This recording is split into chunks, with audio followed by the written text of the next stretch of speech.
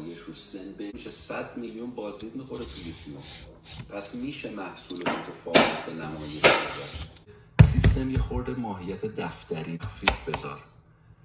خود تخفیف نه بون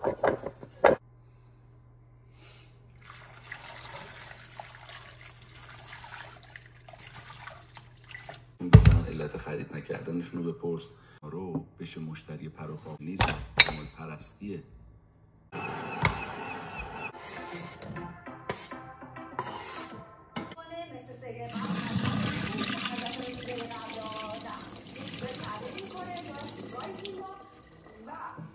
قبل از اینکه بریم سراغ فینالش و بعدی که خوب حرف تو بزن میشنویدم یهو عواملی دست به دست هم داد که من واقعا حس بدی بهم دست داد. تحقیر شدم، بد و بیراهایی بهم شد، رفتارهایی با هم که در شب که با هم معاشرت کنید، بفهمید که این مناسبه که نیست. این فکر می‌کنم اتفاق چیز عجیبی نیست که میفته، ولی بعد از اینکه نه هیچ کدوم از آدمایی که اینجا هستن نگه نداشتن.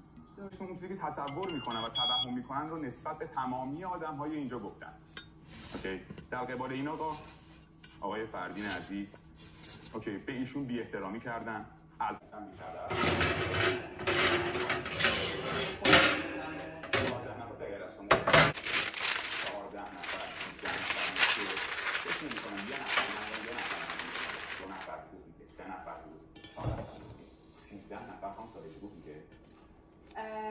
و درسته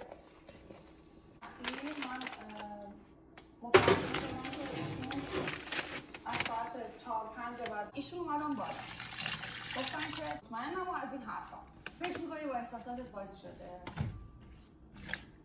در نهایت ماشین اینه که شما حق اینو داری که توی تایم یعنی بعد از اینکه یه شناختی بده کنی اصلا شاید کیمیا مثلا به این نتیجه برسه که تایپ هم از فیلم اتفاق بیفته. خب کردم خیلی هم با جفتشون اوکی بودم، صحبت میکردم بدون هیچ منظوری، یعنی نه که بخوام زیرا میبرم حالا بعد منتظر بمونم که ایشون سینگل بشه یا هر قبل از اینکه این موضوع بیان بشه